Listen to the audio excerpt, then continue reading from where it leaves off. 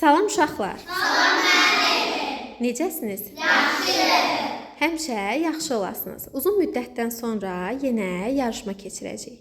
Bugünkü yarışmamızın mövzusu bucaqlardır. Hazırsınız? Bəli. Uşaqlar, mən bucağın dərəcə ölçüsünü deyəcəyim. Siz isə onun hansı bucaq olduğunu mənə deyəcəksiniz. Yaxşı? Bəli. Başlayaq. 25 dərəcə. 43 dərəcə. 180 dərəcə. 120 dərəcə.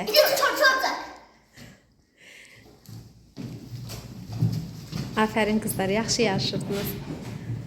90 dərəcə. 'Afərin Aya. 120 dərəcə. 'Afərin Rahib. 47 dərəcə.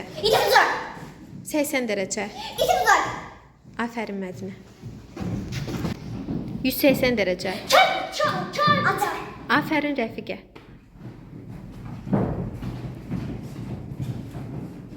52 dərəcə. 90 dərəcə. 'Afərin. İkiniz də düz dediniz, ancaq Gülay tez dedi. 73 dərəcə. 'Afərin Temur. 130 dərəcə. 'Afərin Adə.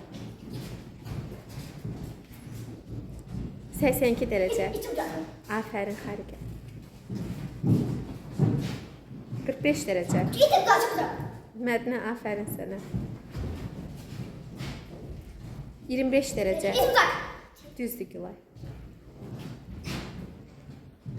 155 dərəcə. Afərin Adə. 180 dərəcə. Afərin Xaliqə, açıq bucaq. 130 dərəcə.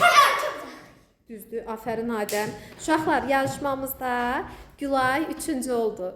Alqışlayaq Gülayı. Keçə bilərsən qızım. Görək indi kim ikinci, kim isə birinci olacaq. Tam diqqətiniz məndə olsun uşaqlar. 70 dərəcə.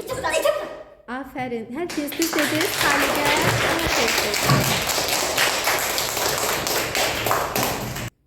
Uşaqlar, hamınız çox yaxşı yarışdınız.